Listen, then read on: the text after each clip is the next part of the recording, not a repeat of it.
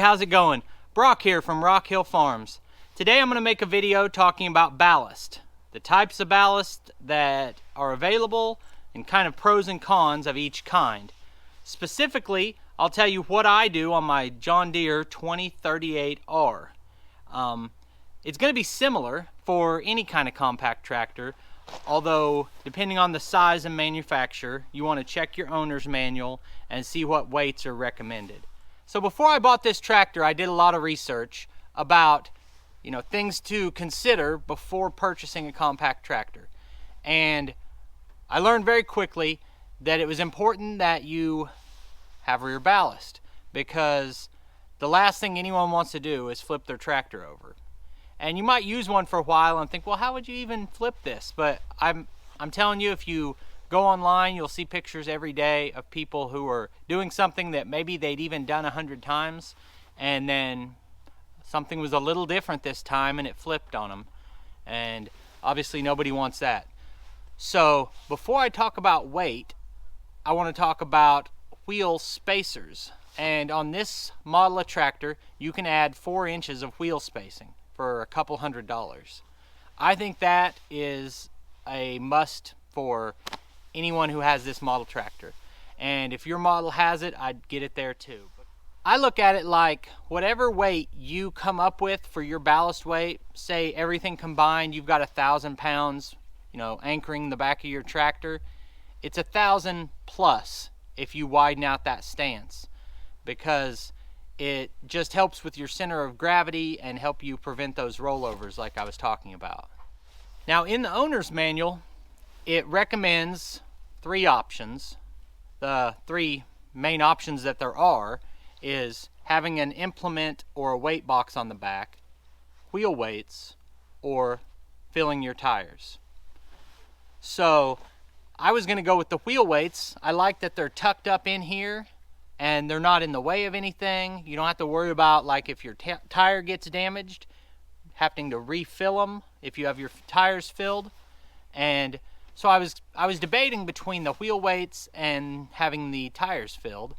And in the catalog at John Deere, it's $386 for wheel weights. And I said, well, that's not bad, to ballast my wheels for $386.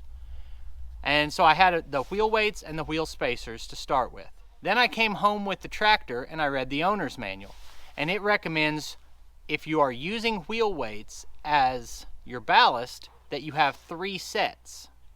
And it also, I found out that these wheel weights only weigh 120 pounds for 2 of them. Okay, so with 3 sets, you can get 360 pounds of ballast, which is significant. It's enough to matter. But at that point, you're spending $1,200 for 360 pounds of ballast.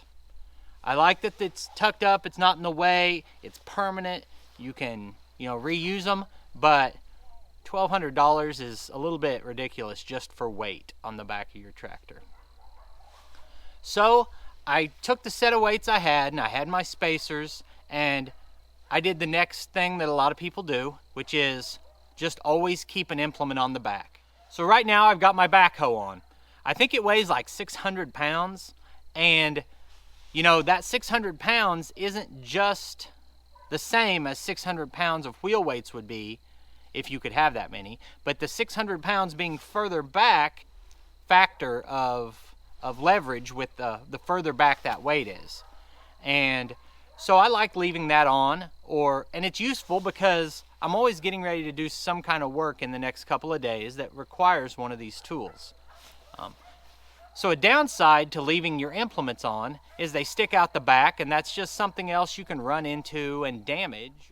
So if you want a rear implement for ballast, you can get a ballast box and fill it with concrete or rocks or suitcase weights. And that's not going to stick out as far. But then if that is your source of ballast, when you need to get some work done, you've got to take it off. I mean, if you're doing loader work or you're mowing, then that's a good ballast. But if you're doing other kinds of work where you need your loader and the rear implement, then you're just taking that off anyway. So for me personally, spending money on that is you know, really not the best idea. Now, I did get a heavy hitch attachment for moving my trailers around, and it has the ability to hang suitcase weights on it. So if I was moving my trailers a lot, I could use that. Suitcase weights cost about $1 a pound. So if you want to get a meaningful amount of weight on the back, you're talking about 500 pounds, $500 on top of the cost of your, ballast box. So to me, I think I would rather just have an attachment on the back of the tractor. So out of the three options, wheel weights, filled tires, and a rear implement, I think you need a minimum of 1,000 pounds of weight on the back if you're doing heavy lifting with the front. And I use my tractor all the time as a forklift. So I would say you want to shoot for that minimum of 1,000 pounds. So you could accomplish that with, say, a backhoe and your 3 sets of wheel weights. But that's not going to be the most cost-effective way. So let's talk about what the most cost-effective way to ballast your tractor is. We start off with the fact that you're going to need 2 of the 3 types of weights I've talked about, between the wheel weights, the filled tires, and an implement.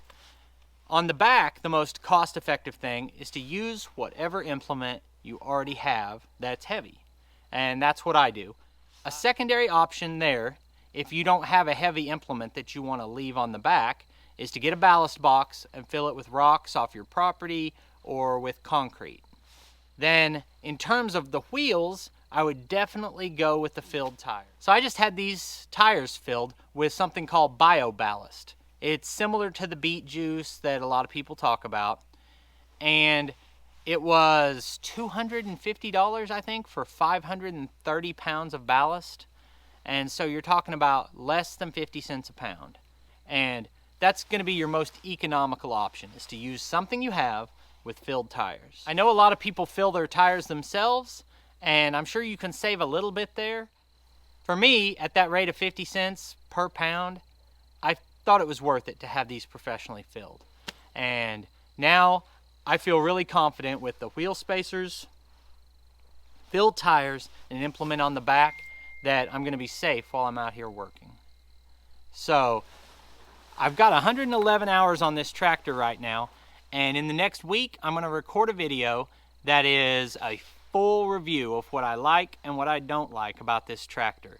So if you're interested in that, then I'll post a link up here once I get the video filmed.